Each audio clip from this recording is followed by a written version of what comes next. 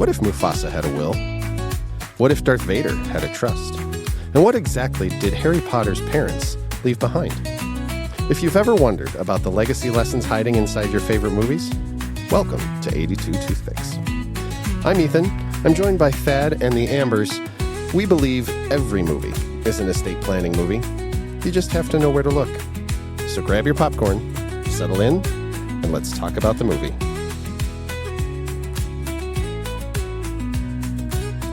Welcome back to 82 Toothpicks, everybody, for another fun-filled edition. Yeah. So fun. We're coming off of our series on the Oscars again. Yep.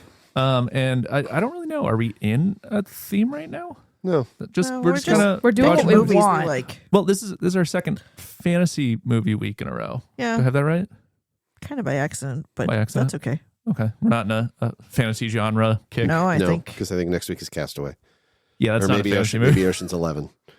That's like the I think it was opposite. Lincoln Lawyer, but we talked about switching it with Castaway since you're not going to be here. Yeah, because I love Lincoln Lawyer. You don't love Castaway? No, Could you not? It's fine. What do you mean it's fine? It's phenomenal. Okay. Dude. Back to I have today's not movie. seen Talk about that one Castaway. Dude, dial next it back. I love that movie. I'm not saying it's it wasn't all a good... character driven. I'm not saying it wasn't a good movie. We just I'm thought saying maybe the movie about the lawyer, with Link- the lawyer in the title, we should have our lawyer in the room to discuss it. The last lawyer movie we watched, you just dogged on the whole time, though. Which one was that? Legally Blonde? I was pretty sure it was Liar Liar. Was that before or after? I don't remember. It We doesn't never matter. released We- Liar Liar. We didn't because the recording didn't Yeah. work. Oh, shoot. Maybe we'll have to Thad, redo don't bring that one that because up. that one was actually a pretty good That was the 1 week we missed. movie for the. publishing. That's the way it goes. Sorry to all the fans out there. Amber, what did we watch this week? This Amber will talk. See how I did that? We watched The Lion, the Witch, and the Wardrobe. It was smooth. Thad. Good. Yes, we did. I like this movie a lot. Had you guys seen this one before? I think so. Yeah. So Have many you? times. Yep. Okay. So many times. You too? Yeah. I was watching the movie and I sent my best buddy a picture of Lucy meeting Tutnus. And I said, have you seen this one? And all he did was send me an eye rolling emoji. It's a way of life. Of course I've seen it. Yeah. Like, Yes. come on. What's Yeah. wrong with Yeah. you? I forgot it was a Disney movie, though. Yeah. Yeah. I actually never knew that. Disney and Walden Media. What's Walden Media? Crazy. Just the production company that Okay. Disney worked with. Nobody knows what Disney was producers do anyway. Yeah, Disney so was the they released it. It Okay. was through The their creative distribution. company. Yeah. Walden was the producing company. So another movie that comes from a book series, Mhm. right? Now The children's book series. A children's book series. This, unlike Sorcerer's Stone or whatever you watched, The Philosopher's is Stone. not the first book. Correct. Depending on who you ask. But it is. Depending on who you ask. That's true. Okay, so it was the first Yeah. published It one, but it's not depends. chronologically the first one? correct. Correct. Okay, so it's kind of the opposite of like Hobbit, Lord of the Rings. Right. Okay.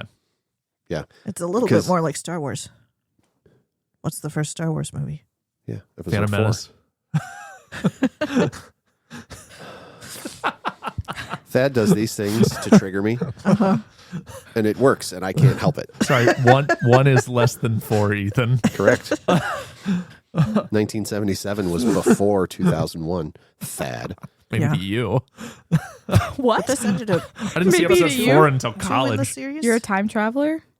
Chronologically, Yeah. yes, it would be The Magician's Nephew, and then The Lion, the Witch, and the Wardrobe. This is the only one I really know of. Oh. And so in my mind, this is the only one. Yeah. So it's the first Sure. one and the only one. If I know you've there's others only- out there, but if like, you've only read or watched one, yeah. this is the one Yeah. everyone knows, Yep. whether they know Narnia or not. This is the yeah. I was thinking there can't be that many series that only made 3 of the 7 books. yeah. Like there's all the Harry Potter books and there's all of the Lord of the Ring books. And like it feels like if you And then there's start The one Hobbit, of these, and they have 3 Yeah. movies for that book. Yeah. as they should. That was a joke. Why do you think they quit after just 3 movies? Just low T on the production staff? Hashtag I working read an genius. interview one time that they talked about. Yeah. I don't know why they never did Magician's Nephew, because I think that would make a great movie. But they thought the last two, the silver chair and the last battle, were too heavy on the Christian allegory, and that people outside the Christian community, it was less accessible to.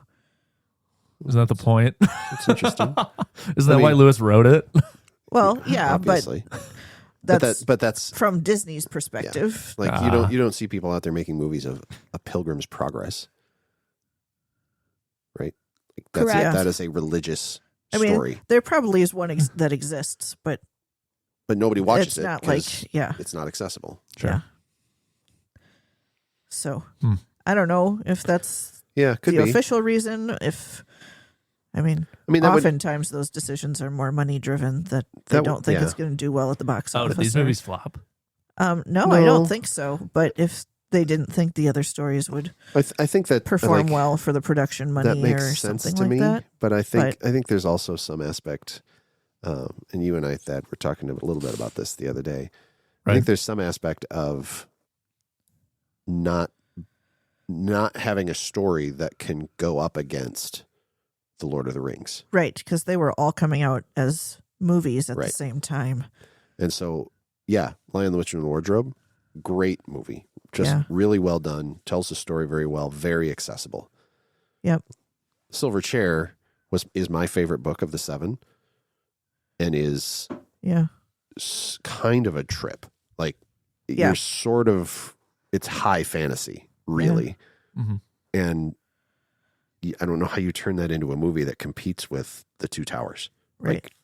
Like, I just don't think you can do it. Well, and then you get like The Horse and His Boy intersects the story, but it's really not It's completely disconnected. Narnia story. Right, because it happens in a totally different land. Adjacent story. So I can see why they didn't do that one. You also either. have the problem of the kids growing up.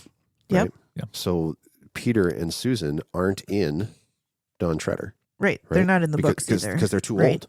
Right? And so they made the movies that they could make with the kids that they had. Yep. And then... Yeah, you just Spider-Man it, though. Yeah. Well, and really... Spider-Man. Right? I mean, there's been like 4 Spider-Mans because Peter Parker's a I high school student. I believe it's Spider-Man. Really, the movies that they picked are the Pevensey kids stories. Yes. Right. You get into the later ones and you get... well, you get a little bit of Caspian. Yeah. So Prince Caspian, obviously, but then later you get back to But you get Eustace Caspian. and Jill and... Well, there was once a boy called Eustace, and he almost deserved it. Yes. It's my favorite opening to a book. I love it. It's a pretty good one. All right. So Okay. So what is this one about?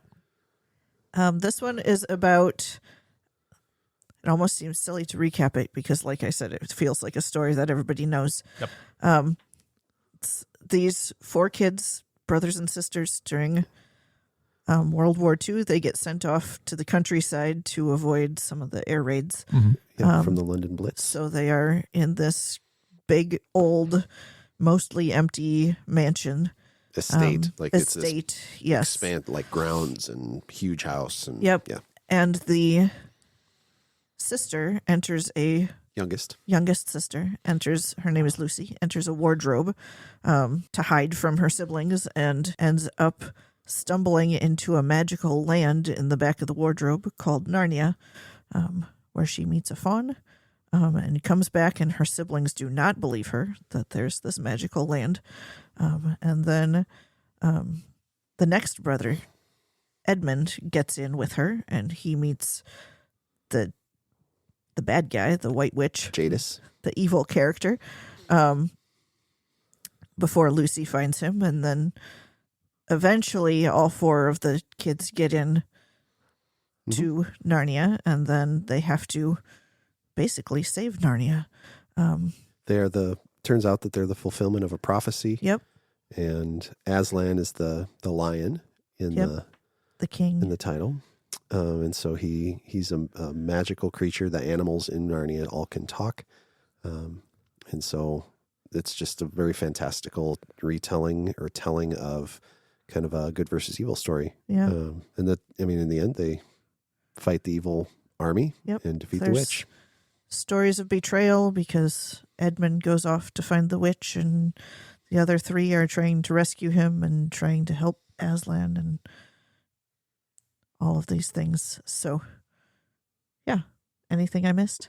Nope. That was good. That's good. I mean, Yeah. Good there's summation. so much to this story when you've read it. There are so many things. I mean, you said that's really the only one you've read, Amber. And for me, like, there was a stretch of time where I was reading this entire series every year.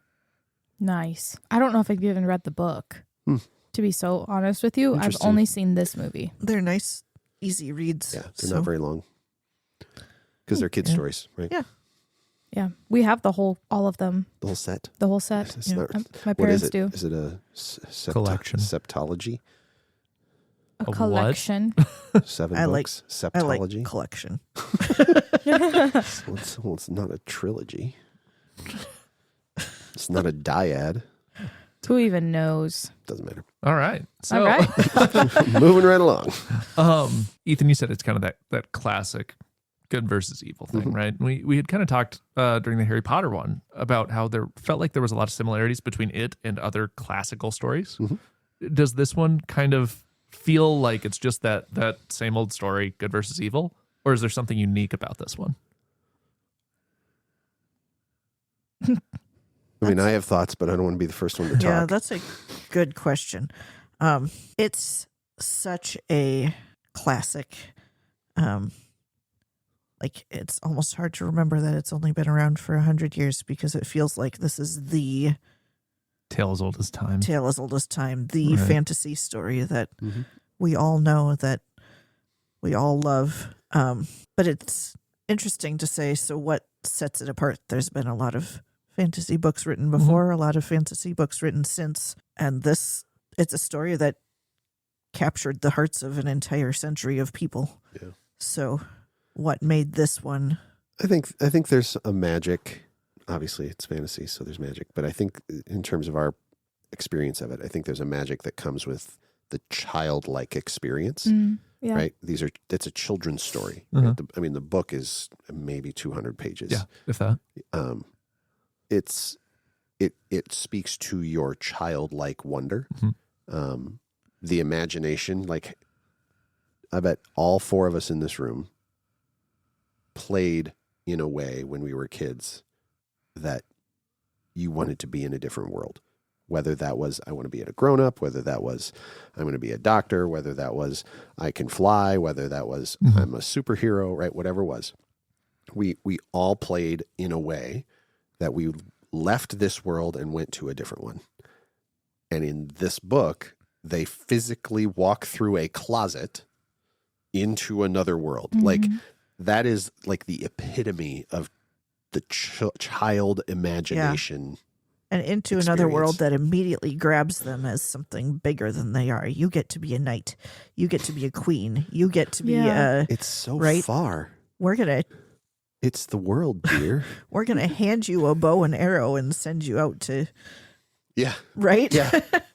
Well, I mean, getting into the story, all of those characters were expecting these kids.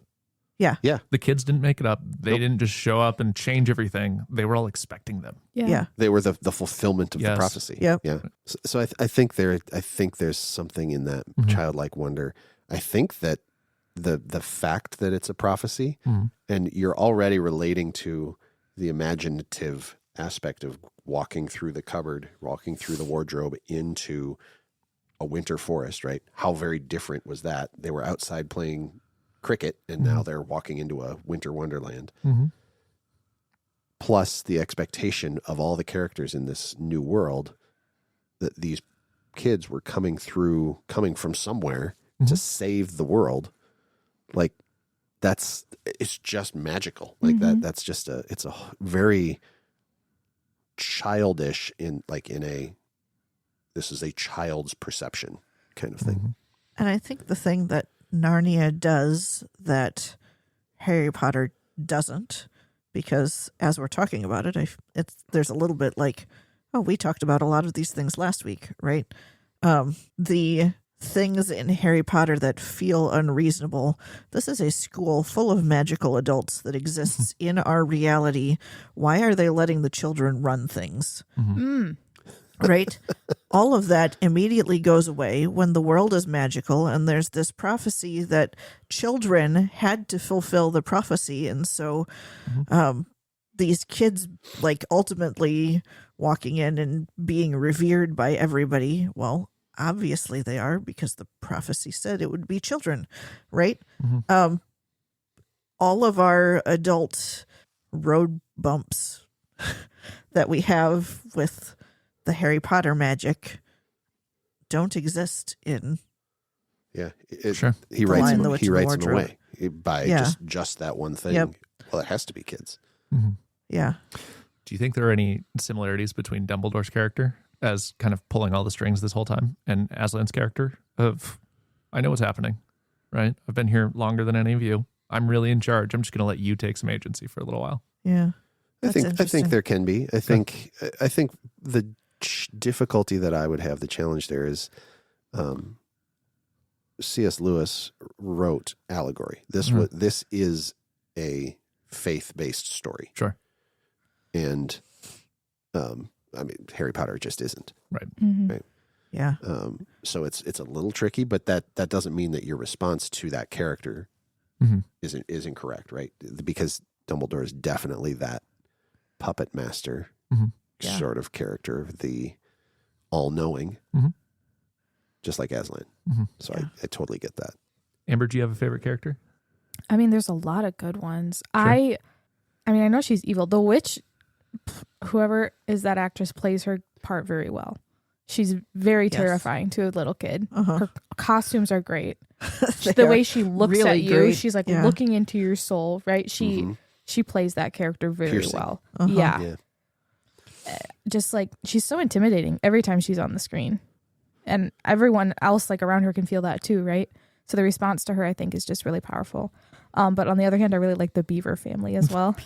The Beaver I like the family are Beavers. adorable. Yeah. They're just really cute. I mean, those are kind of two totally different, but They play off of each other so yeah. adorably. So they're super fun. Yeah. Amber, how about you? I think Mr. Tumnus has always been my favorite character. And as a child reading these, because this is like the first chapter book I remember reading as a kid. This is literally a story I grew up with. I always related to Susan. Susan was my character that I grabbed onto in the beginning. And I still really like her. I have always thought she was too much of a wet blanket in the movie version. Till you got Bullring. Versus the book version. And I think they did that for the sibling dynamic, and it works. But she is much less likable in the movie than she is in the novel. But I still relate to her a lot. But Mr. Tumnus was always I always wanted to meet a fawn. Kind of a character. So reading the books, I definitely related to the older siblings. Yeah. And wanted to punch Edmund in the face.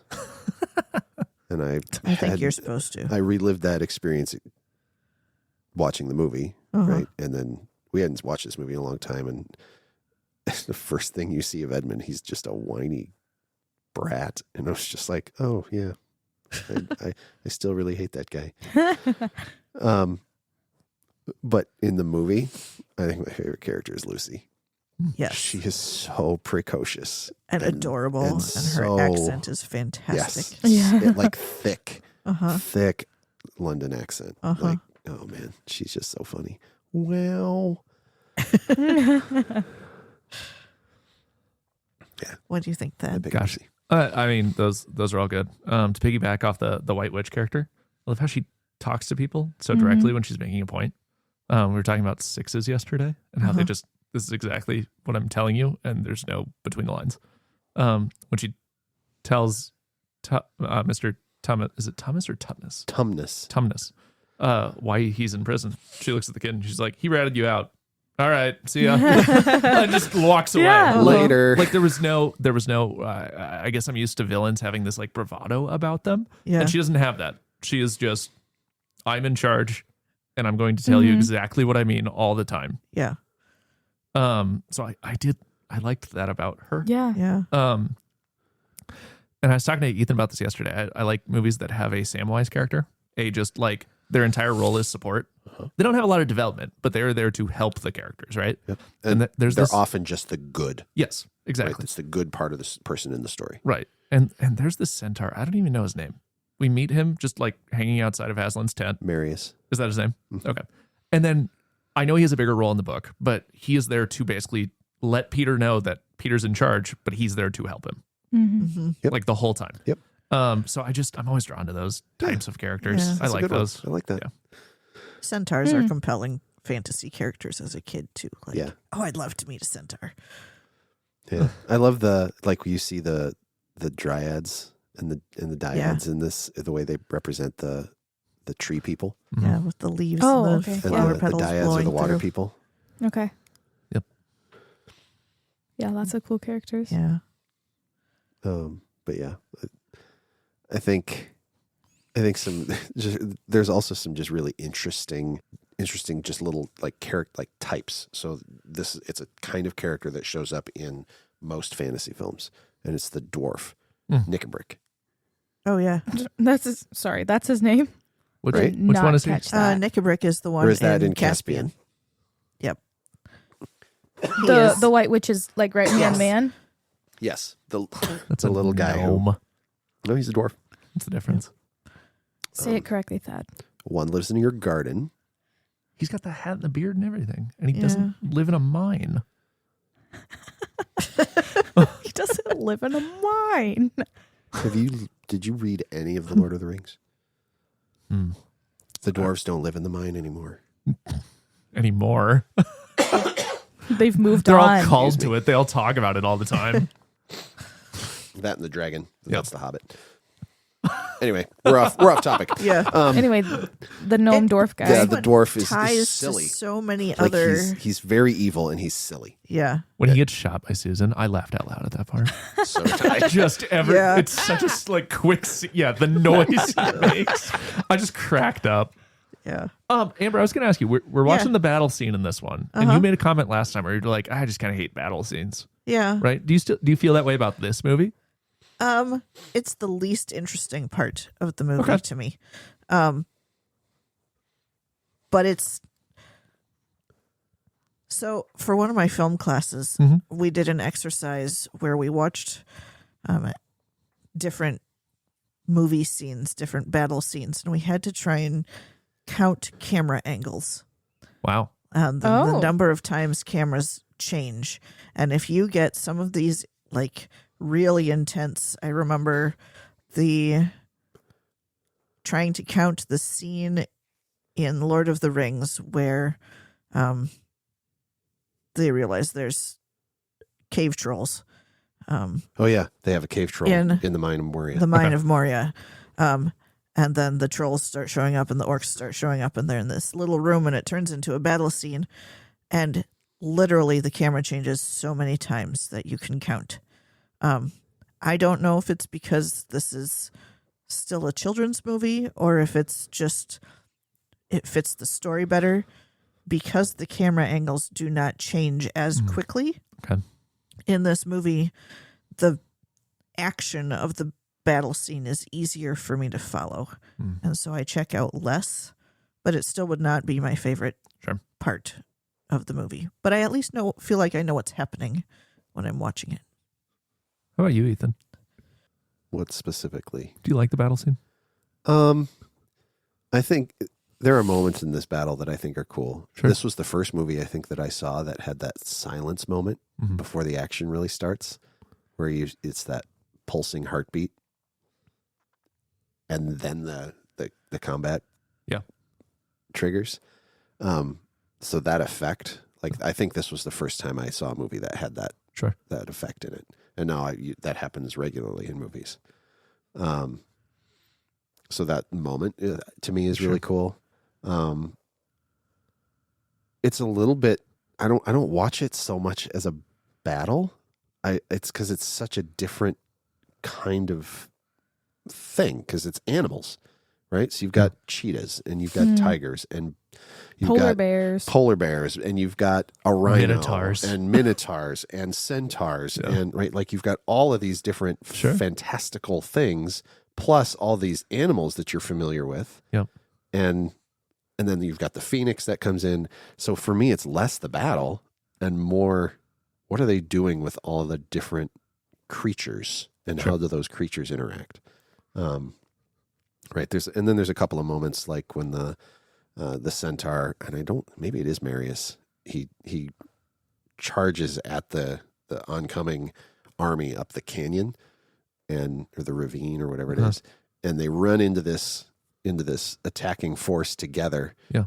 And the rhino takes off in front. And I think that scene is so cool simply because when else are you going to see a rhinoceros charging an army?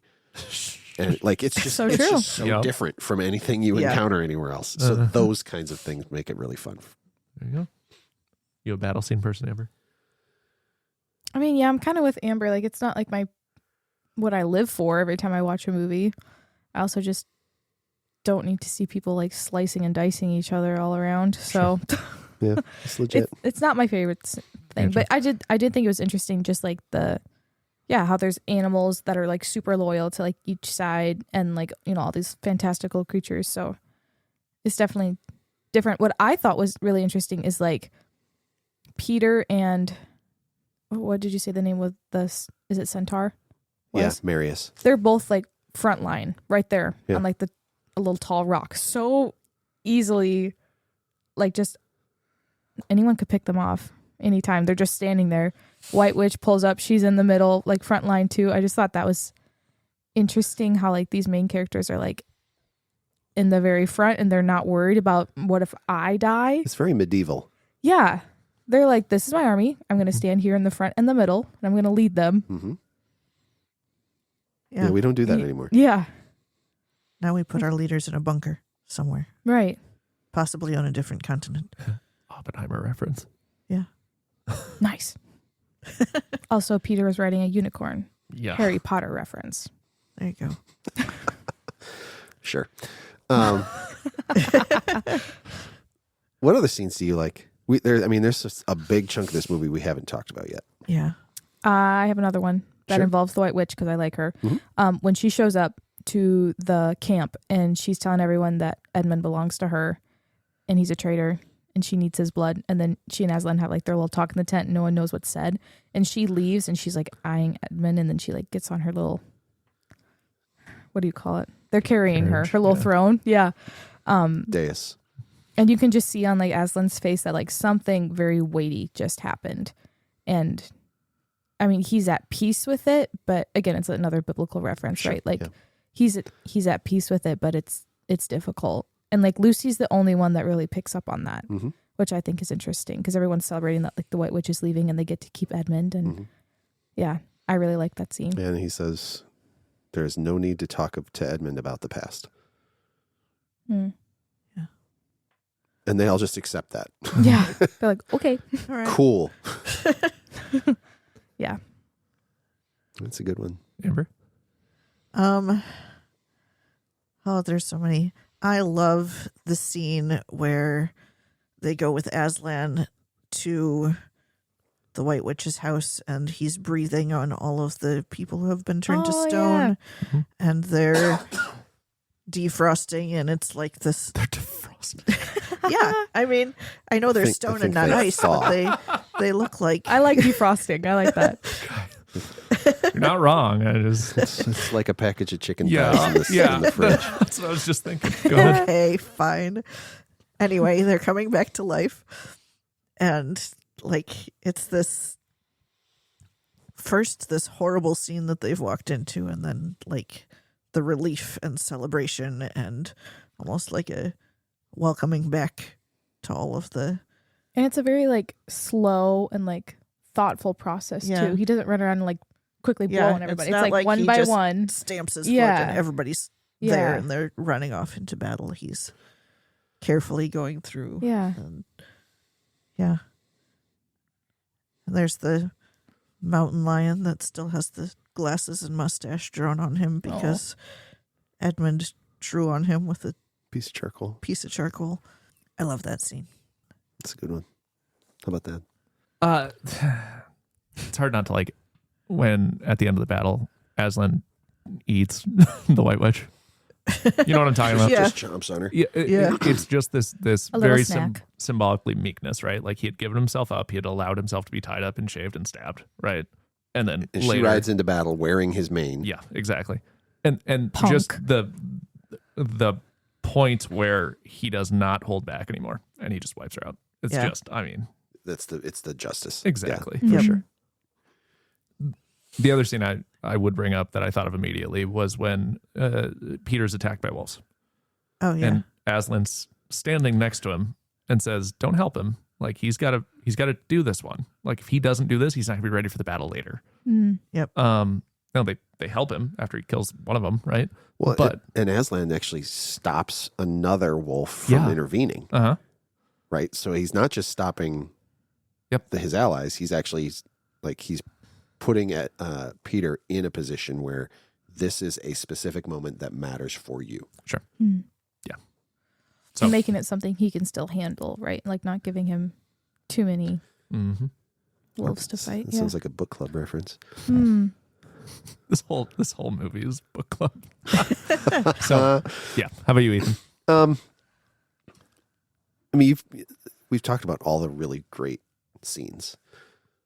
So for me, I'm going to pick the scene at the beginning with the air raid Oh yeah.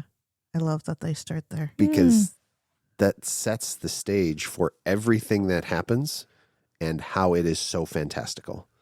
Okay. Because you start the movie from the perspective of a German pilot Mhm. about to drop bombs on London. Right. And that's the context in which you get the kids are sent away to the Manor estate. house. Yeah, the Yeah. manor with the professor. It's the backdrop for the stress, and they not like their parents aren't there, and dad's away at war, and Kids are kind of picking at each other, and yep. So they're stressed out. Everything's scary.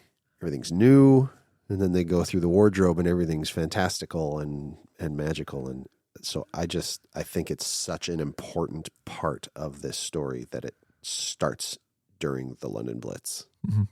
And so I was really glad that they had that in the movie. I thought that was cool. And then probably the other scene that we haven't talked about that's so important to the story is the ritual around Aslan's death, right? And Yeah. the really demonic characters Mhm. that are in that scene, because there are animals there, but it's mostly the these- hags. the hags and the creepy, Yeah. crawly kinds of creatures. Mhm. And it's so important Mhm. because it sets the stage then for Aslan going to the witch's castle and her riding into battle, and then what you said, him rushing in to finish it, so to speak. Right.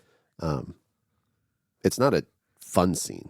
It's really quite uncomfortable. Yeah. I don't Yeah. like that one. But it's really important, Mm-hmm.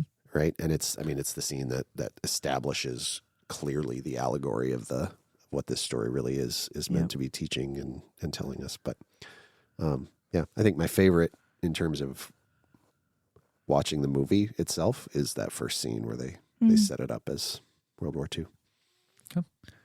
We skipped over a lot of the really just lovely moments in this. Santa Claus.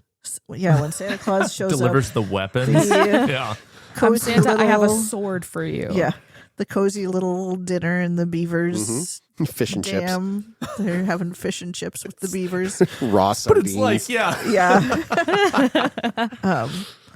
The whole interaction at the light post where Lucy meets Oh, Mr. yeah, the Tumnus. lamppost, yeah. Yeah. Are you familiar with any Narnian lullabies? Good, because this probably won't sound anything like one. But yeah, there's just so many. Again, this story is iconic. Just really iconic moments throughout the whole Yeah. movie. You can tell because we've been talking about it for 35 minutes. Oof. better move on. We should play a game. Let's do it. Play a game. I'm Play a excited game. for this game. It's your favorite game. I think it might be. We'll see how it goes. Come. Okay. So this game is called Narnia Badly. Okay. Okay. All right. What's that mean? Alrighty. So I'm going to read you a description of a scene or something about the movie, and you have to tell me what that scene or moment or Is this what part like of a the bad movie descriptions? But just roll with it. okay, Okay, you ready? you want me to start? I'll start with Thad, Oh, no. Okay. Okay. and we'll go around. And if you don't get it, then everybody else the other two people can steal. Good. All right. Other team can steal. All right, number 1. A miner disinherits his entire family after meeting a new advisor who offers dessert-based incentives. This is where Peter, or not Peter, where Edmund rats My turn. out. Come on. Rats out his family and says, yeah, I'll definitely bring him there for Turkish delight. You got it. Nice. I didn't even know what Turkish delight was. We made it one year. We made it for Archer's. Concentrated studies. Really? Oh my gosh. No, for a book unit. Oh, yeah. Yeah. Spark Notes version. How do you make that? It's very gelatin based, but it's different. Like you don't use gelatin, but you set it like you would set a candy. But Is it chocolate? No. It's traditionally it's fruity. lemon. It's lemon Oh, or okay. raspberry. It's a fruit, lemon, Yeah. raspberry thing. Um, See, it needs to be chocolate or caramel, I feel in my soul, it's but jelly like, and then you toss it in powdered sugar to keep the Oh, pieces from sticking there we together. go. I'm back in. I don't think I'd like that. It was pretty I good, did not. but it I was did not care not. for it. I thought the texture was Yeah. very odd. It was a very unusual texture, and I have no idea if we got the texture right or not. Yeah. But Yeah, true. All right. Amber, you ready? Yes. Here we go. Number 2. 4 siblings unexpectedly acquire control of a foreign jurisdiction after entering through non-traditional real estate. That's when all 4 siblings stumble into Narnia through the wardrobe. Good. Entering Narnia. Entering Narnia. Something in my throat. Sorry about that. All right. Number 3. okay, A goat invites a miner into their home, plans a third-party transfer, and then reverses course due to conscience concerns. Conscience concerns is funny. Conscience concerns. That is Lucy's tea with Mr. Tumnus. You got it. But I'm kidnapping you. You wouldn't do He's that. But I am right I now. am doing it. Poor Mr. All Tumnus. right. Here you go, Thad. Distraught. Leader, say it this way, decision maker implements an indefinite freeze on economic and seasonal activity, eliminating all future growth and distributions. This is the permanent winter. You got it. Okay. Always winter. Yeah. Okay. A freeze on growth. Okay. All right, number 5. A talking animal provides strategic planning advice to inexperienced beneficiaries regarding an upcoming leadership transition. Is that when they meet the beaver family? I mean, it's more than just when they meet him. And when they tell him about Aslan and Yeah. and everything that's going on. Yep, good job. This is like when you have to write like 1,000 words for an essay, and you could say something so simply, but you stretch it and make it sound so fancy. That's Yep. what we're doing right now. Yes. All the answers are like 3 or 4 words. Yeah. Yeah. All right, here we go. Number 6. A distribution trustee gives weapons to minors with no apparent liability Oh, waiver. that's Father Christmas. No liability waiver. He is just handing out weapons so casually. To children. Wow. And then I gotta go.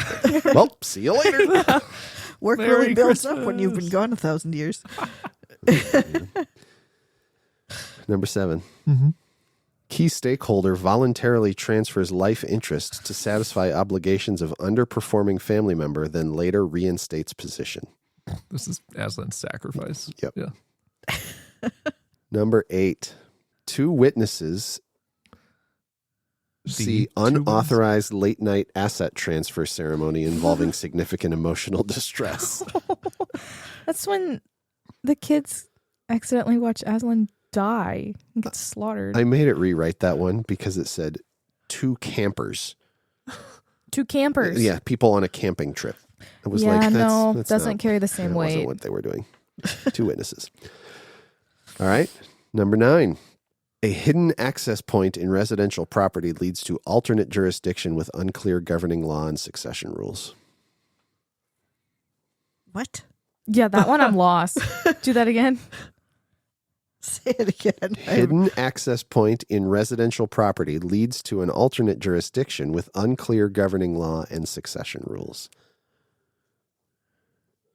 Oh, Is that when they escaped from the beaver dam? This isn't necessarily in order.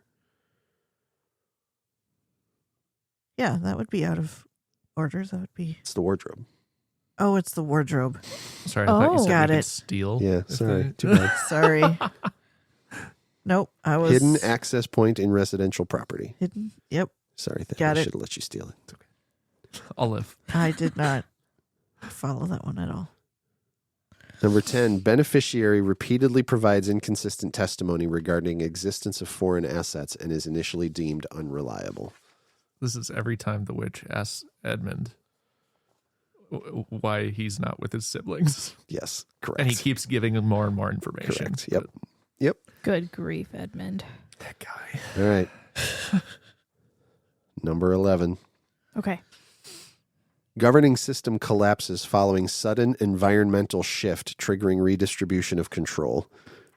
It's when the eternal winter starts thawing Yeah. and the witch is upset. Snow melts, witch loses power. Yeah. All right, number 12. Multiple non-human parties assume advisory and leadership roles in newly established monarchy without clear documentation.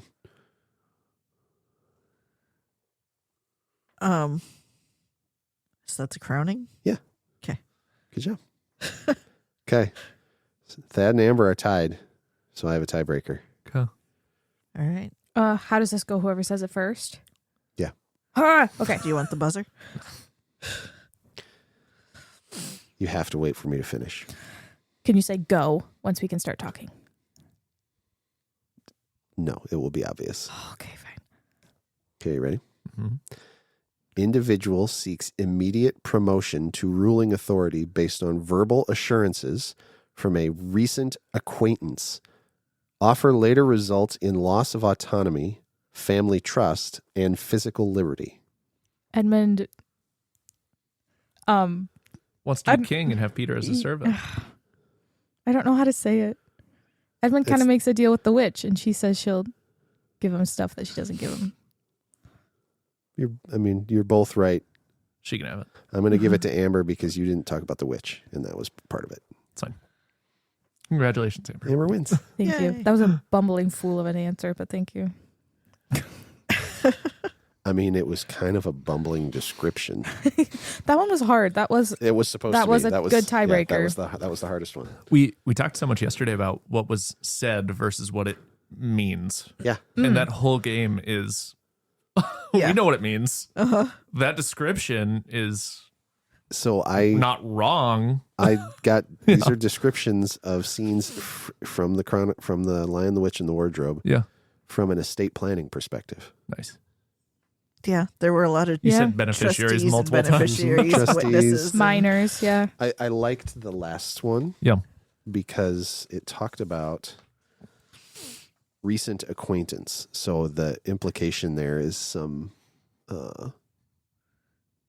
financial abuse, like Oh yeah, scam Mhm, kind of mhm. things. Sure. Because she promises him something, and then not only doesn't give it to him, but actually harms him, like does the opposite of what she promised him. Yeah. Like what happens when you those I love you scams where somebody gets emotionally involved with the person they've never met. And they Correct. start sending them money and yeah.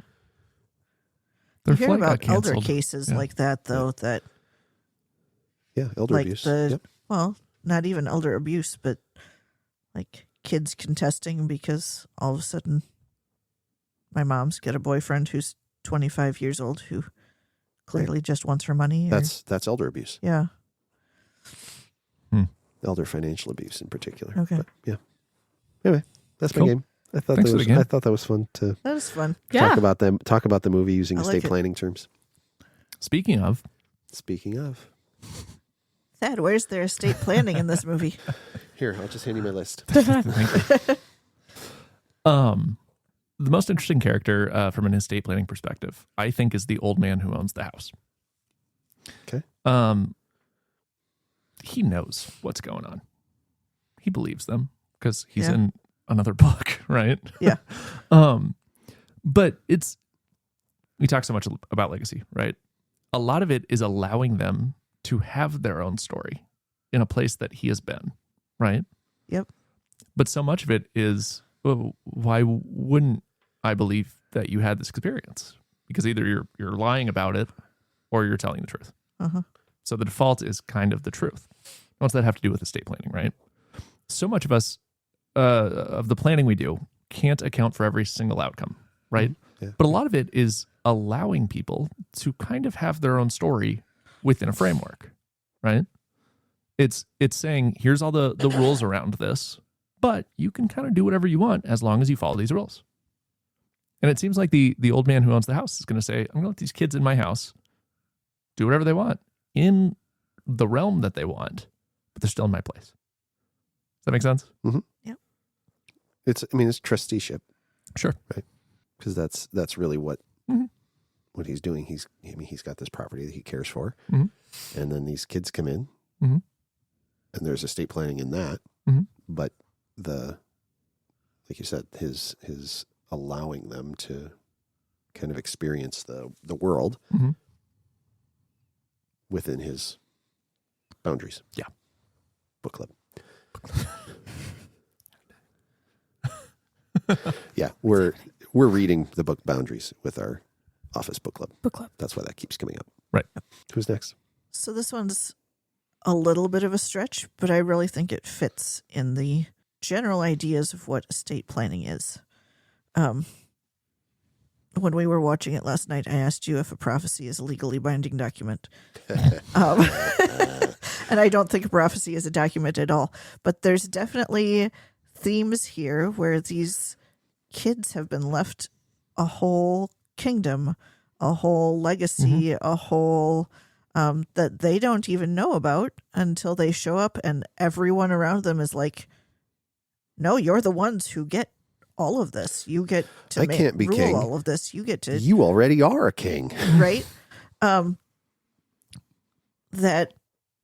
I can see parallels with some of the legal documents that we write, that you don't have to know that you're getting this inheritance to when the will is read. Here you go. Mm-hmm. You've been named in this document and all of this is yours now. And sometimes that's really great stuff. And sometimes that's the old furniture hanging out in our garage waiting for somebody to pick it up. But I saw some parallels there between these kids that just showed up and were handed the entire kingdom and the reading out of like beneficiaries receiving the things that we set aside for them. What a cool juxtaposition. Like, it's parallel. You just described the kid's experience in Narnia, and Thad described the kid's experience in the professor's estate. Uh-huh. Not from an estate planning perspective, his Yeah. property. They're the same. Yeah. They show up and Mrs. McCready is imposing all the rules. Mhm. And the professor is like, yeah, that's cool. You can do whatever you want. Within reason. Yeah. And they go into Narnia. Go And find a magical land in my closet. well, right. But they go into Narnia and Jadis is, right, the White Witch is saying, follow all my rules. Uh-huh.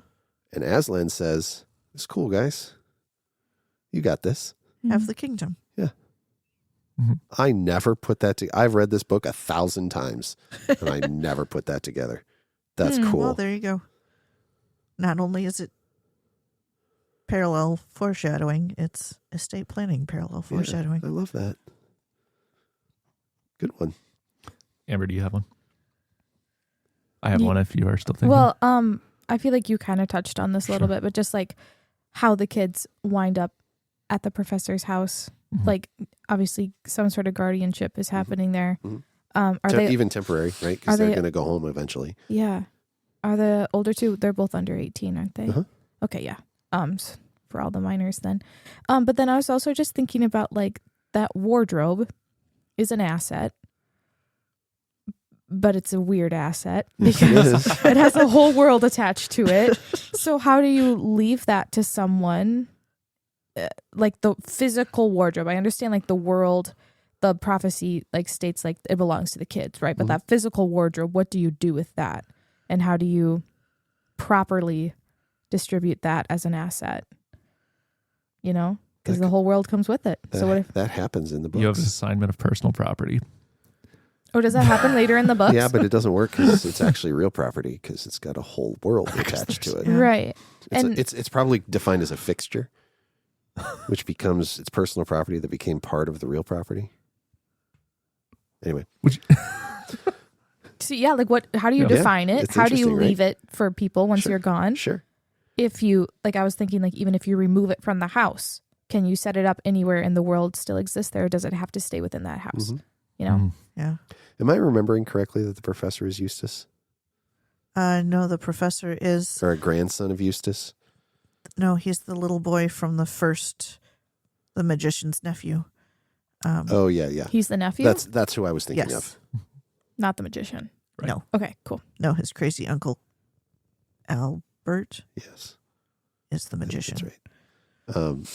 So in the magician's nephew, there is that's how there comes to be a light post in Narnia. Oh, Yeah. The stuff that happens in that story, okay. and then part of that stuff that happens in that story is a tree from Narnia ends up in this world, Okay. and that tree gets cut down Turned into the and wardrobe. turned into the wardrobe. Okay. And then that comes back again, and they talk Mhm. about the wardrobe being lost, and Yeah. Oh, okay. it's a good question. Mm-hmm. Also, I was thinking about the queen. She has this ice palace. Indeed, It's gonna melt. probably. Her assets are She needs to let it liquidated, go. if you will. Nice. I super hate you right now. You missed my good joke, Thad. Your assets You are were- being liquidated. Yeah, It's a good joke. that was a good joke. Thank you. Good thing it's recorded. Yeah, just we saying, have proof that you talked Yeah. right over her. That's gonna be bad. What if she Yeah. wants to give that ice castle to someone and now it's just a puddle Well, of she's- water? Dead. So she didn't.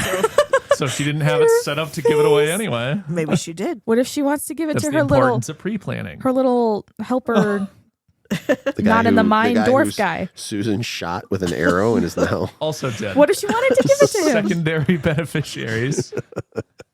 I'm just saying. Yeah. That's problematic. Yep. The moment that was the most obvious to me was the kids and guardianship and all of that. The second obvious moment for me was when Aslan said he wanted to protect his family.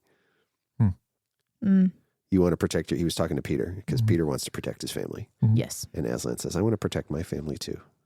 And I wouldn't turn this over to you Mhm. if I didn't think you could protect my family. Mhm.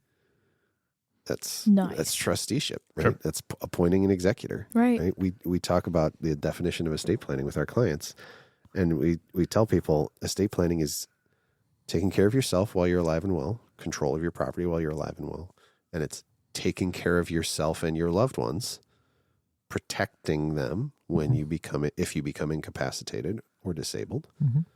and then giving what you have to the right people the right way at the right time, Mhm. right? And so Aslan is giving the land of Narnia to the Pevensies Mhm. to protect his family. So when Aslan is negotiating for Edmund, the queen starts quoting the law to him, Uh-huh. and Aslan says, "I was there when that was written. Hmm. Like, Mhm. don't tell me about the law that I wrote." Aslan then faces a temporary incapacity, Sure thing. and right when that happens, the four kids take over. Like Peter now is calling the shots. Yep. He is directing the army until Aslan is resurrected, comes back. Right. And So- ultimately wins the battle for them. Correct. Yeah. So the whole thing is who is in control of what and when was it established? Mhm. Aslan was there when it was written. The queen is trying to enforce it. Aslan's in capacity. Kids take over temporarily. Aslan regains control, gives the kingdom, right? Yeah. It's the whole movie. That's cool. Estate planning is everywhere. Now, Now. interpret the law, interpret the prophecy, Mhm. right? Because Aslan says if she really understood, Mm-hmm. she would have interpreted the language differently. Mm-hmm. That's estate planning all day. Mm-hmm. Because, Aslan says, I was there when it was written. He's saying, I know what the intent was because I was there, Mm-hmm. right? Testamentary intent. Mm-hmm. Yep. And so I can interpret that language, that clause, that statement through the lens of what was intended. Mm. And that's what the ultimate final decision about how to do anything when you're gone, when you pass away. What do we do with your stuff? We are going to look for testamentary intent. What was your goal? What were you trying to accomplish? Not irrespective of the words you used, but you can't have the words that we write down and read them and interpret them without understanding what the point was. And so that's a huge reason that we talk to our clients about what's the point? What are you trying to do? Mm-hmm. People come in and say, we want to protect our assets. I say, well, what do you want to protect it for? And then we talk about what do you want to protect it from? Yep. But those are intent questions, right? And so when Aslan says, I was there when it was written, he's saying, you don't know anything about anything because I know what the intent of this was. Mm-hmm. And this is how it's going to work. It's good stuff. There it is. Yeah. Cool. We ready to rate it? I think we should rate it. All right. You're pulling up your notes. I always have to write down I don't know. I don't want to keep them in my brain. Amber, you start. Want me to start? Yep. Um, Do I have to go through it again? It I feel like is- I've been through it No. 40 times. We're- Laugh, cry, Yeah. think. Okay. 10 points total. 3 3 points points each, each. except for watch again could get 1 point. yeah. Speaking of I always, weird way to say that. interestingly, find it harder to rate movies that I've seen 100 times and love already than ones that I'm coming fresh to the first time and just kind of blind react. Laugh, I'm going to give it a 2. Mhm. There's definitely funny things in this movie. You talked about just the sound that the dwarf makes when Susan shoots him, and that Yep. sounds like a terrible thing to laugh at, but there's Yeah. little jokes the whole way through. Yep. Did that bird just psst us? Right? There are funny things through this, but If it's he not, tells me to hurry up one more time, I'm yes. going to turn him into a hat. But it's not like a straight comedy or a Sure. huge laughs kind of movie. So I'll give that a 2. Cry, I'm also going to give it a 2.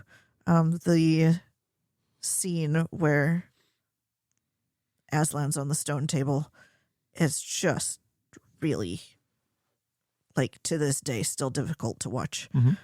That's a hard scene. And think, I'm going to give this one a 3 because I think I still see more of the biblical allegory and, like you were just talking about, more of the literary genius every time I watch and read this story.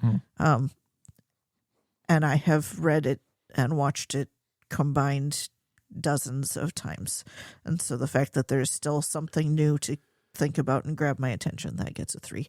And yeah, I will keep watching this movie as long as I'm alive. So Great. You can't stop her. That's an 8.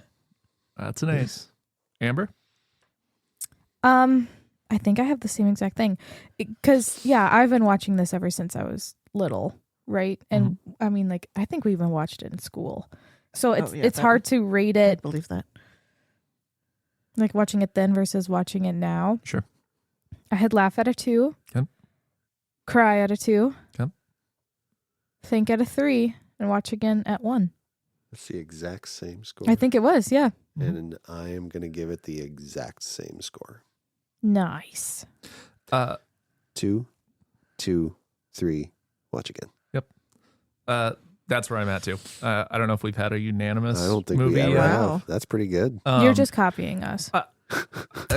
I knew what I was ranking it when I came in, but I think Amber, you summed it up really well, right? Yeah. Is it a laughy? Is it a comedy? No, but there's funny parts. Is it a crying movie? No, but there's sad parts. It's really sad parts, right? The allegory pushes it over the top, and I will definitely watch it again. Like there's, Right on. they're all pretty clearly. Yep. How you said it, couldn't have said it better. Yeah, I think I would have given it a 2 until we were talking about themes and particularly the estate planning stuff. And every time you guys said something, I was like, oh yeah, cool. And then Thad said something, and then Amber said something. I was like, oh wait, that was on purpose. Yep. Yeah. Mm-hmm. And then you were talking about some of the more specific detailed things. Yeah. And that gave me clarity. Like every time we added something, I was realizing something new about this movie. Sure. When Tristan and I were watching this one, we were trying to find the allegories, right? Oh, yeah. Like, what is this? And as we were talking, we're like, that guy's John the Baptist. He's sitting in prison and he gets killed. Like, then we're like, oh, look, 2 women witnessing the death and the resurrection. Like the whole movie, it's not major themes, it's minor things in the gospel that C.S. Lewis just throws in there. It's like this is he just took the gospel and made it animals. Yeah. Like, Yeah. I mean, Yeah. It's the 1940s VeggieTales. yeah. In a way. Oh my goodness. Yep. So Good stuff. yeah, It's fantastic. You bet. Cool. This was a fun one. Yeah. Yeah. I hadn't watched this movie in a while, Uh-huh. because there's so many movies to watch, but it was really neat to go back and watch it again. Yeah, that's a good one. Kind of a comfort film. Good. Yep. Thanks, everybody. Yeah. See you next week. Alrighty. Bye. Bye. Thanks for listening to 82 Toothpicks, a podcast from the Heisinger Law Firm. This episode featured your hosts, Ethan, Thad, and the Ambers, breaking down today's movie and the estate planning lessons hiding inside it. If you enjoyed the show, check out my It's Not Too Late book series for practical insights on protecting your family and your legacy. You can also visit heisingerlaw.com for more resources and past episodes of the podcast. Be sure to follow the show wherever you get your podcasts so you never miss an episode.